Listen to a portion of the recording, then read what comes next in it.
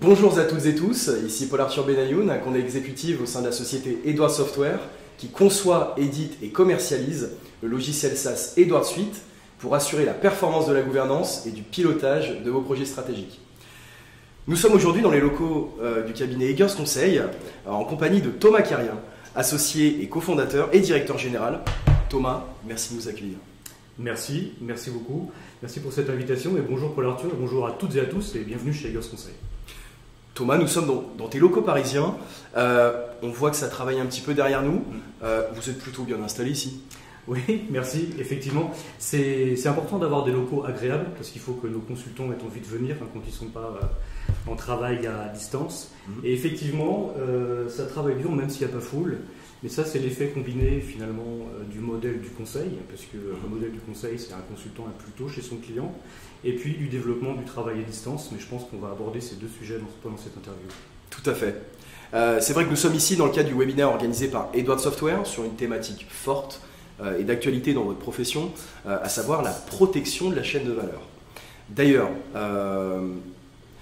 avant de rentrer dans le vif du sujet, peux-tu nous présenter en quelques mots le cabinet Eggers Conseil et son positionnement? Oui.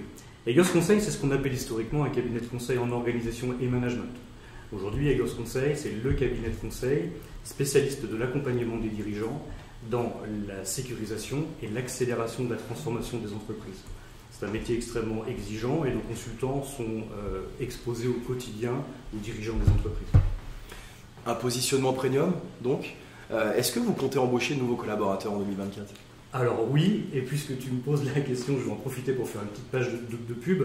Nous avons un plan de recrutement ambitieux d'une dizaine de collaborateurs, d'une dizaine de consultants ayant entre 3 et 6 ans d'expérience dans des grands cabinets de conseil. Quand je dis ambitieux, c'est parce qu'il ne faut pas se leurrer, le marché, en tout cas le marché du recrutement des consultants en transformation est relativement tendu, et puis parce que le positionnement premium du cabinet fait que nous sommes très sélectifs. Ok, alors parlons justement du secteur du conseil.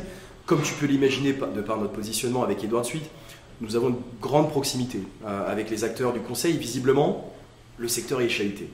Des ESN internationales annoncent des plans de licenciement massifs. On nous annonce que les cabinets se vident de leurs talents en quête de sens. Le modèle freelance et ses avantages sont plus que jamais mis en avant, finalement. Votre chaîne de valeur est attaquée de toutes parts. Selon toi, est-ce que le secteur du conseil est actuellement en train de subir une crise profonde? Alors, je ne dirais pas que le secteur du conseil subit une crise profonde. Par contre, ce qui est sûr, c'est qu'il est chahuté, c'est qu'il est challengé. Et c'est parfaitement normal. Pourquoi est-ce que c'est normal? C'est parce que finalement, je pense qu'on ne peut pas continuer à travailler comme on travaillait il y a plusieurs années. C'est-à-dire que notre métier, et surtout la manière dont on délivre, finalement, a très peu évolué pendant ces dernières décennies. Aujourd'hui, ce qu'il faut comprendre, c'est que finalement, notre secteur a besoin de se réinventer. Et cette réinvention va forcément passer par la digitalisation. Ok, alors avant d'aller plus loin, est-ce que tu peux nous expliquer ce qu'est une chaîne de valeur et en particulier celle d'un cabinet de conseil? Ouais, c'est vrai que la chaîne de valeur, c'est vraiment l'outil numéro 1 du consultant. La chaîne de valeur, c'est la première chose que l'on explique à un consultant. C'est un excellent outil de modélisation. La chaîne de valeur, alors j'ai une définition qui est assez simple. Pour moi, la chaîne de valeur, finalement, c'est l'ensemble des activités qui doivent impérativement être déroulées de manière à ce que l'entreprise délivre la valeur attendue. Les entreprises ont toutes mais très souvent quand même plusieurs chaînes de valeur. Par exemple, on peut travailler sur la chaîne de valeur globale d'une entreprise. Si c'est une grosse entreprise, ça peut prendre un peu de temps, ça peut être un peu compliqué, donc on préfère la découper en petites chaînes de valeur. Par exemple, on travaille très souvent sur la chaîne de valeur de la direction financière, sur la chaîne de valeur de la direction des systèmes d'information, sur la chaîne de valeur de la supply chain. Ou en ce moment, comme on peut le faire, sur la chaîne de valeur de la promotion dans la grande distribution, puisque c'est un sujet d'actualité. Et c'est vrai qu'aujourd'hui, les chaînes de valeur sont particulièrement attaquées, et la chaîne de valeur du métier du consultant, en tout cas des cabinets de conseil, est vraiment très bousculée. Ok. Alors, lors de la préparation de ce webinaire, tu m'as également évoqué la chaîne de valeur de vos clients. c'est visiblement un outil clé du consultant pour assurer la pérennité et la rentabilité d'une entreprise. Oui, exactement. La chaîne de valeur, c'est un outil qu'on utilise chez tous nos consultants, hein. Ça c'est chez tous nos clients, c'est ce qu'on disait. La chaîne de valeur, finalement, c'est un outil extrêmement puissant de modélisation de l'entreprise et de ses différents métiers. C'est aussi un outil, finalement, qui nous permet de partager et d'appuyer sur ce que sont les points forts, mais aussi sur ce que sont les points faibles d'une entreprise. C'est quelque chose qu'il faut absolument mettre en œuvre. Alors justement, nous avons un support intéressant à partager à nos auditeurs. Oui. Est-ce que tu peux nous en parler? Alors, la chaîne de valeur, c'est un outil que l'on utilise vraiment chez tous nos clients. La chaîne de valeur, c'est un outil extrêmement performant de modélisation d'une entreprise et de ses différents métiers. La chaîne de valeur, c'est aussi un outil d'alignement sur ce qui fait les points forts et les valeurs de l'entreprise, mais aussi sur les différents sujets qui doivent être améliorés. Alors effectivement, on a une chaîne de valeurs, je sais qu'on la diffuse là, moi je l'ai sous les yeux. La chaîne de valeurs, c'est l'outil numéro 1 du consultant en transformation des entreprises. Je m'explique. La transformation, c'est aller finalement d'un état A ou d'un point A à un point B, plutôt d'un état A à un état B. Et je vois assez mal comment on peut assurer une transformation sans savoir précisément d'où est-ce que l'on vient. D'ailleurs, à ce sujet, j'ai un de mes managers, Valentin Torjman, qui a une belle expression sur la transformation et qui dit, et je l'ai noté parce que je ne me rappelle jamais par cœur, qui dit que transformer, c'est voir le réel tel qu'il est. Et c'est bien ça que l'on peut faire avec cette chaîne de valeur. Alors, ce que l'on a à l'écran, là, et ce que moi j'ai sous les yeux, c'est cette chaîne de valeur d'un cabinet de conseil. Ce qu'on peut voir, c'est que la chaîne de valeur d'un cabinet de conseil, c'est une chaîne de valeur qui est quand même assez courte. Elle est courte parce qu'elle va là de la gestion du positionnement des offres, finalement, jusqu'à la gestion du savoir-faire et des connaissances. Et comme toute chaîne de valeur, eh bien, on a des macro-activités qui sont classées de manière du haut vers le bas, de stratégique, tactique et opérationnel. Cette chaîne de valeur d'un cabinet de conseil, et on va rentrer dans le détail tout à l'heure, j'imagine. Donc on a parlé du pilier de gestion et de positionnement des offres, et ensuite un gros pilier sur la partie marketing, un sujet de gestion commerciale, de gestion des compétences, de production et de création de valeur ajoutée, et de gestion du savoir-faire et des connaissances. Alors, bien évidemment, quand on parle de digitalisation de la chaîne de valeur, on ne parle pas ici de mise en œuvre de RP. C'est-à-dire qu'on verra tout à l'heure, parce que j'ai prévu un support pour ça, on verra ce que l'on a réussi à digitaliser avec les nouvelles technologies. Alors, il n'y a que les intégrateurs et les éditeurs de systèmes d'information, genre ERP, WMS, TMS, qui sont encore capables, qui sont encore capables de dire que ces intégrations sont de la digitalisation à forte valeur ajoutée. Ce n'est pas du tout de ça dont on va parler aujourd'hui. Ce dont je voudrais que l'on parle aujourd'hui, c'est bien l'utilisation des nouvelles technologies au service de la chaîne de valeur du consultant. Donc, assurer une transformation efficace en sachant d'où l'on vient pour savoir où l'on va, finalement. Sous cet angle, le métier de consultant n'est pas vraiment si compliqué que ça. Alors, oui, effectivement, le métier du consultant, c'est pas un métier compliqué. Par contre, c'est un métier exigeant parce que nos collaborateurs sont en contact direct au quotidien avec les dirigeants des entreprises, avec les DG, avec les membres du COMEX, et qu'au quotidien, nous intervenons sur ce qui est finalement l'amélioration de la performance, en tout cas ce qui va faire que l'entreprise va continuer à délivrer plus de performance encore demain. En parlant de performance, comment tu mesures la performance du cabinet? Alors, c'est une bonne question. En tant que directeur général du cabinet, je suis tout particulièrement deux grands indicateurs. Le premier qui est finalement l'indicateur de satisfaction client. Et cet indicateur de satisfaction client, il est directement en lien avec la qualité du délivré. Le deuxième, c'est finalement, je suis tout ce qui fait la valeur de l'entreprise pour ses actionnaires. Et pour ça, je suis particulièrement trois indicateurs qui sont le taux d'activité, le chiffre d'affaires et la marge. Alors justement, Est-ce que ces indicateurs clés sont impactés lorsque la chaîne de valeur est attaquée? Plus globalement, quels sont les principaux risques qui pèsent sur la chaîne de valeur? Est-ce que c'est la fuite des talents, une concurrence accrue, la dégradation de la qualité des services? Alors c'est un peu tout ça à la fois.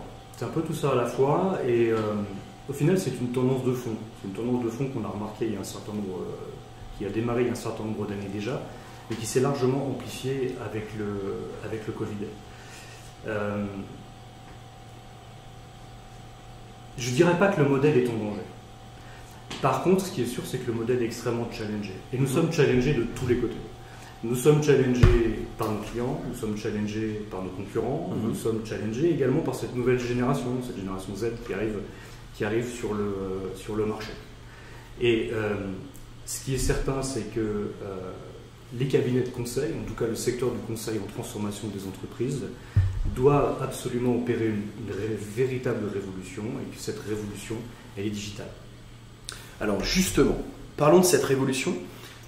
Quels sont pour toi les avantages de l'adoption des nouvelles technologies par les cabinets de conseil? Alors, chez Eggers Conseil, ça fait un peu plus de 5 ans maintenant que nous avons intégré les nouvelles technologies dans nos métiers. Et je dis bien dans nos métiers, parce qu'il y a différents niveaux de conseil. Et ce qui nous permet finalement d'avoir un certain recul sur le sujet. Le premier point que je vois, c'est que ça nous permet de gagner en crédibilité. En crédibilité, pourquoi? Parce que c'est quand même assez compliqué d'aller expliquer à un client ou à un prospect que nous sommes le meilleur cabinet de conseil pour les accompagner sur la digitalisation à forte valeur ajoutée de leurs activités, et puis à continuer à travailler dans les outils de la suite Microsoft comme on le fait depuis un peu plus de 30 ans aujourd'hui. Le deuxième sujet, c'est que finalement l'intégration des nouvelles technologies dans notre activité nous a permis de repenser notre métier. Chez Eggers Conseil, nous sommes partis avec un principe fort, structurant, qui est que l'on fait finalement la chasse à toutes ces activités, ce qu'on appelle nous des activités administratives à très faible valeur ajoutée ou à faible valeur ajoutée, qui sont des activités qui sont pourtant nécessaires sur des projets, mais qui prennent énormément de temps et qui ont été finalement supprimées grâce à ces nouvelles technologies. Et puis, en troisième point, je dirais que eh bien, les nouvelles technologies nous permettent d'avoir une bien meilleure maîtrise de la qualité de notre delivery. Ça, c'est vraiment déterminant. Et puis, je vois aussi un quatrième point, finalement, qui est cette capacité à renforcer notre management à distance. C'est-à-dire que jusque-là, et avant le Covid, finalement, on était plutôt dans un modèle du conseil où on avait un jour un client. Pourquoi? Parce que ce que je disais tout à l'heure, c'est qu'un consultant, c'est d'abord chez son client. Et puis, eh bien, les choses ayant évolué, aujourd'hui, avec les nouvelles technologies, eh bien, nous sommes capables finalement d'avoir plusieurs clients sur la même journée. On voyage beaucoup moins, on prend beaucoup moins l'avion, on prend beaucoup moins le train. Donc, ça nous permet vraiment finalement d'avoir plusieurs journées sur une seule journée. Et les nouvelles technologies finalement sont extrêmement utiles parce que jusque-là, quand on était sur un modèle un jour un client, eh bien, c'était quand même assez simple, on se replongeait dans le dossier et puis on déroulait.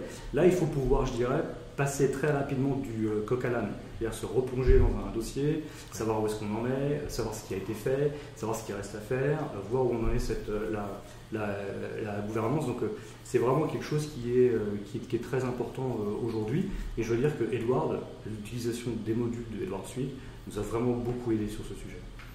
Merci de le préciser. Alors, on constate également une tendance de fond depuis quelques années. On a des clients qui sont moins enclins à se faire accompagner par des profils juniors et des jeunes diplômés plus forcément attirés par des missions à faible valeur ajoutée et exposés notamment aux équipes de direction. C'est quoi ton avis sur ce sujet? Effectivement, et tu le dis très bien, c'est exactement ça. C'est-à-dire que d'un côté, on a ces clients qui... Comme tu le dis, sont moins enclins à acheter des profils juniors. Et puis de l'autre côté, on a cette nouvelle génération qui arrive sur le marché du travail et finalement qui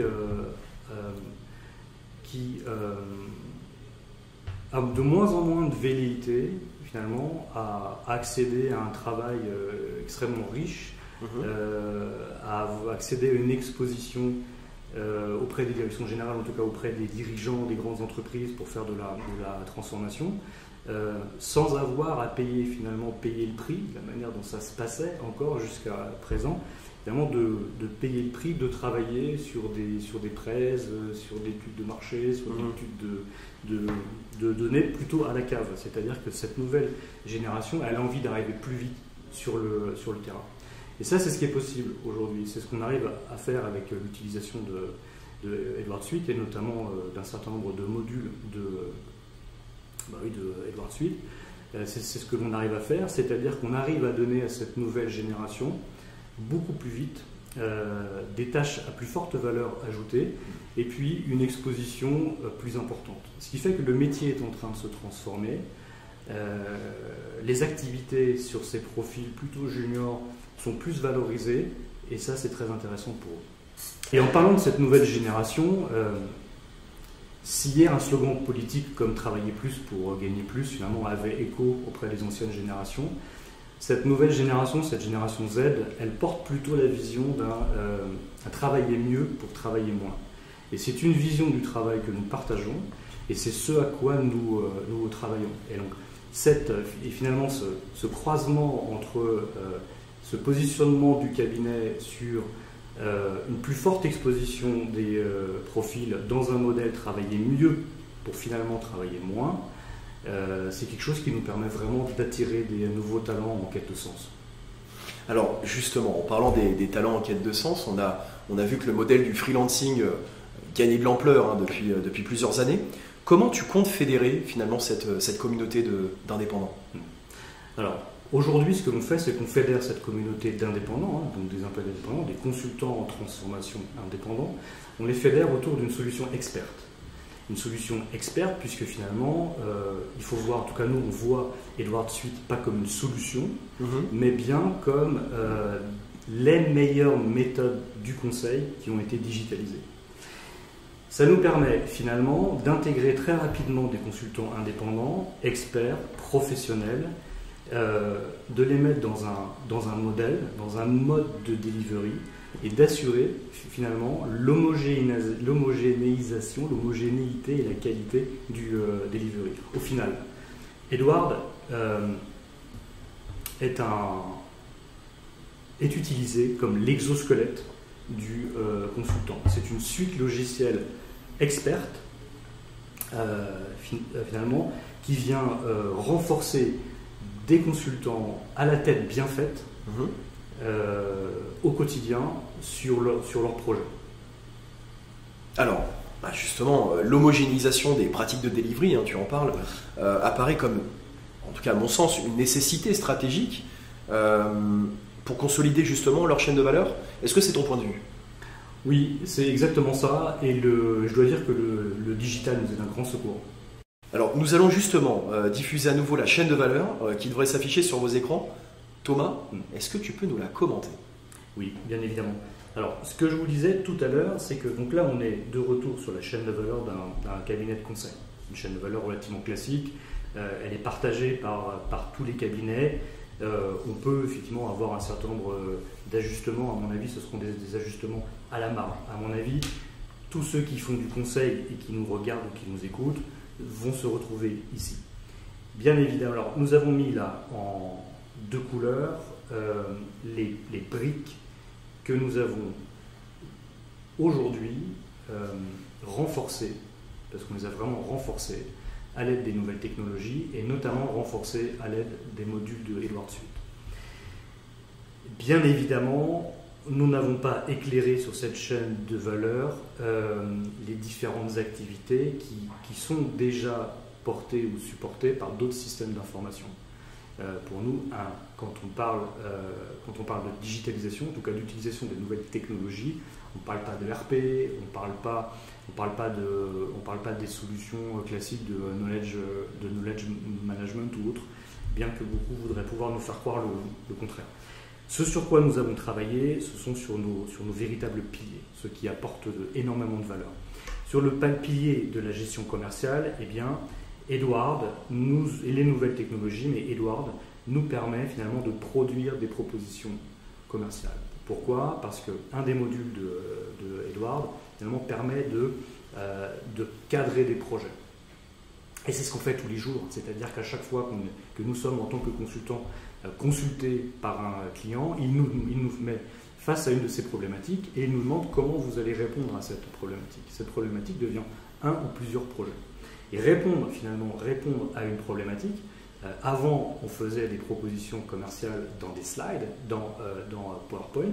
Une fois qu'on les avait faites dans PowerPoint, il fallait les porter dans du Excel pour pouvoir après le délivrer.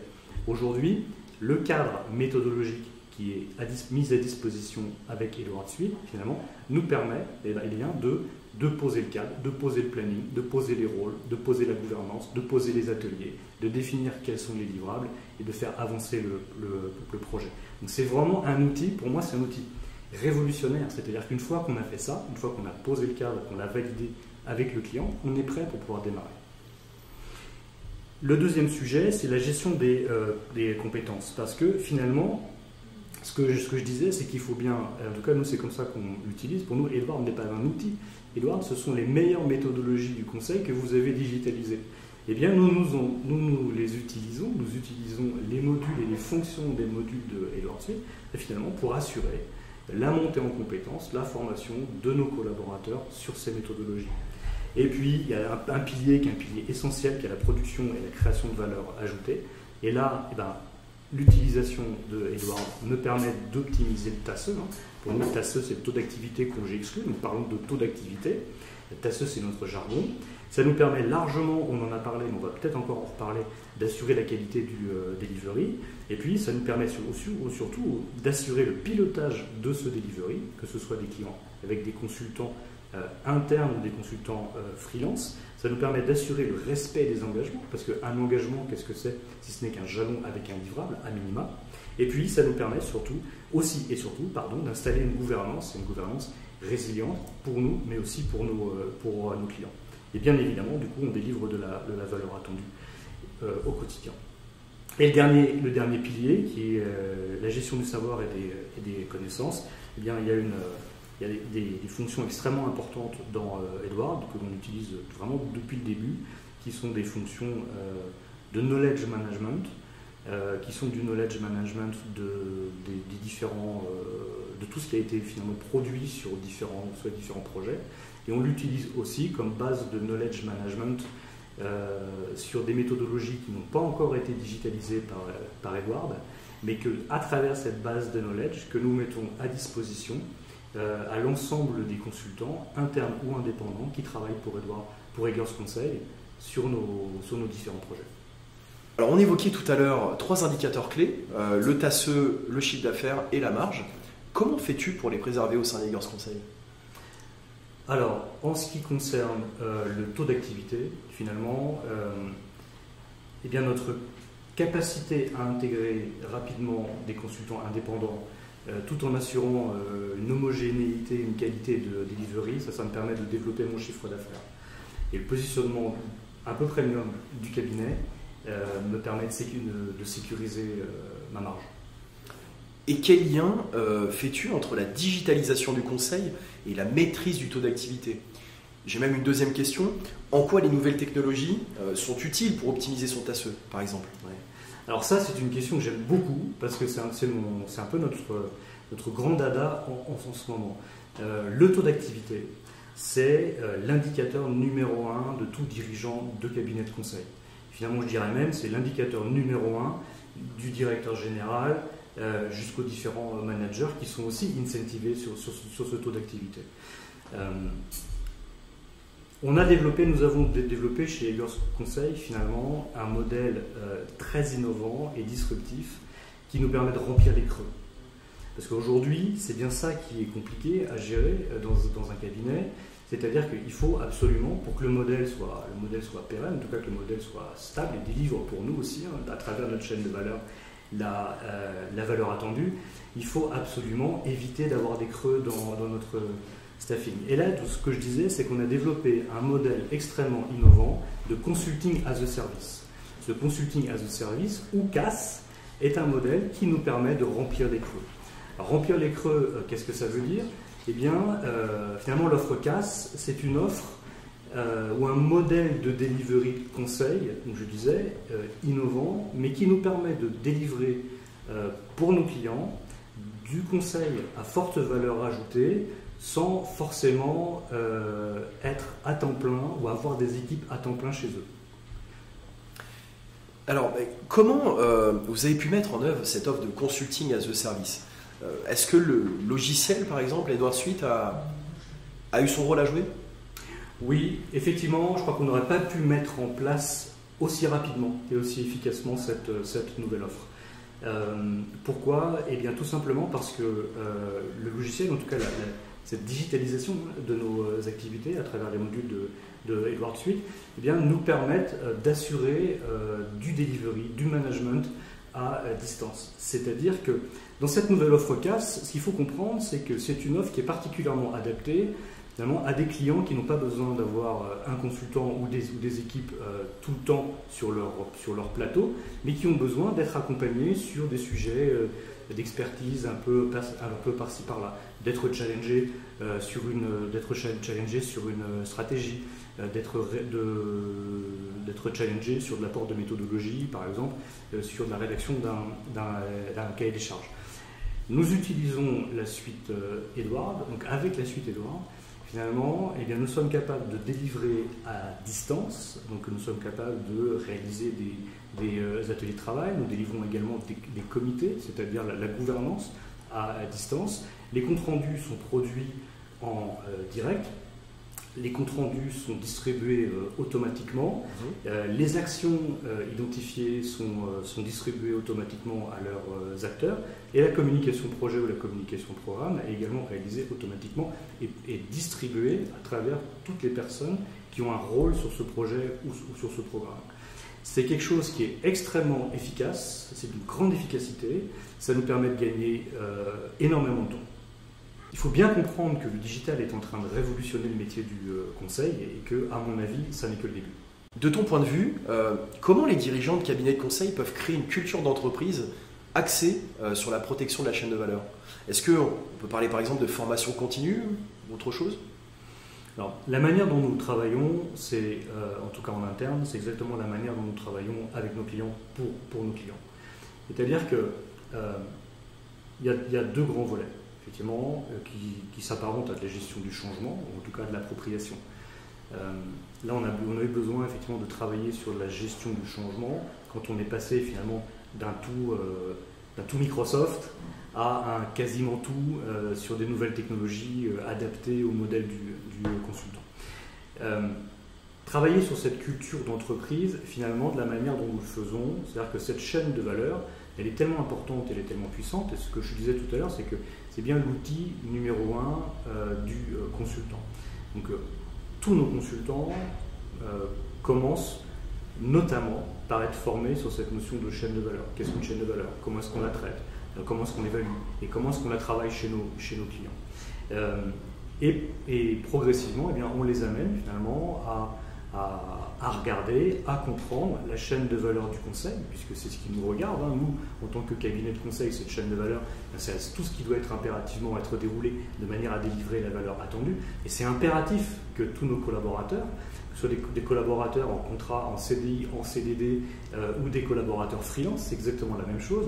C'est-à-dire que dès qu'on peut, on la montre, on l'explique. Et on explique et on réexplique.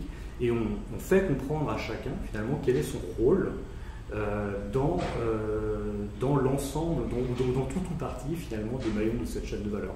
Donc montrer, remontrer, expliquer et mettre en place les meilleures méthodes de la gestion du changement, tout comme on le fait chez nos clients, ça c'est important. Alors Thomas, dernière question, la fuite des consultants du salariat vers le modèle indépendant, est-ce que ça te fait peur? Non. Alors effectivement, cette fuite ne nous fait pas peur. Ça ne nous fait pas peur parce que nous sommes capables d'intégrer très rapidement, c'est ce que je disais tout à l'heure, finalement nous sommes capables d'intégrer très rapidement des consultants indépendants et de les faire travailler dans notre modèle tout en assurant la qualité du delivery. Et ça nous fait d'autant moins peur que l'on a de très bonnes relations avec des cabinets de portage qui nous présentent et mettent à disposition des consultants indépendants, experts, qui, parce qu'ils connaissent notre métier, parce que ce sont des consultants, parce qu'ils connaissent les méthodologies du consultant, rentrent très très vite dans notre manière de travailler avec les modules de la suite et Edward, comprennent, voient l'intérêt et très vite ils délivrent la valeur attendue, voire un peu plus que la valeur attendue. Et ça c'est vraiment très important pour nous. Donc non, ça ne nous fait pas peur. Et de toute façon, ça fait un moment que l'on se dit là chez Eggers Conseil que finalement peu importe le contrat qui nous lie avec les consultants qui travaillent avec nous, peu importe le contrat, finalement l'essentiel c'est qu'on délivre tous la valeur attendue chez nos clients. Le sujet est passionnant. Hélas, nous arrivons au terme de ce webinaire, Thomas. Est-ce que tu as un mot de la fin ? Alors oui, merci déjà pour cette invitation, parce qu'effectivement ce sujet est absolument passionnant. On voit bien que notre métier est en train de changer. On voit que c'est extrêmement important finalement d'étudier et d'intégrer les capacités et les apports des nouvelles technologies dans notre métier, qui est le métier du conseil en transformation des entreprises. Et c'est d'autant plus passionnant parce qu'en ce moment, finalement, nous sommes en train de travailler sur et nous travaillons avec nos collaborateurs, sur ce que sera leur métier de demain. Ce qui nous met dans un modèle, ce qui nous met tous finalement dans un modèle évolutif, dans un modèle un peu disruptif, et ce qui nous permet aussi d'attirer des nouveaux talents. Et je voulais dire aussi que, effectivement, non seulement ce modèle est disruptif, mais ce qu'il faut comprendre aussi, c'est-à-dire que grâce à ces nouvelles technologies, finalement, l'apport de Edward, l'intégration de nouvelles méthodes de delivery, comme ces méthodes de consulting as a service, bien font que notre métier, finalement, notre métier d'aujourd'hui n'est pas celui qui était hier, et on continuera toujours à évoluer. Donc on aime beaucoup finalement entreprendre et on aime beaucoup construire avec nos collaborateurs ce qui fera leur métier de demain. Et ce modèle que nous sommes en train de monter, ce modèle il est comme tous les modèles que l'on travaille avec nos clients, chez nos clients, quand on travaille sur de la transformation, ce modèle il est scalable. Ça veut dire que le jour où il faudra accélérer, eh bien on accélérera. Merci pour le temps que tu nous as accordé, Thomas. Alors, c'est déjà la fin de ce webinaire dédié à la protection de la chaîne de valeur. Merci d'avoir suivi cet échange et n'hésitez pas à nous retrouver sur notre page LinkedIn. N'hésitez pas également à faire un tour sur notre site internet et sur notre page YouTube et sur notre blog pour suivre l'actualité de la transformation. À bientôt. Merci, à bientôt.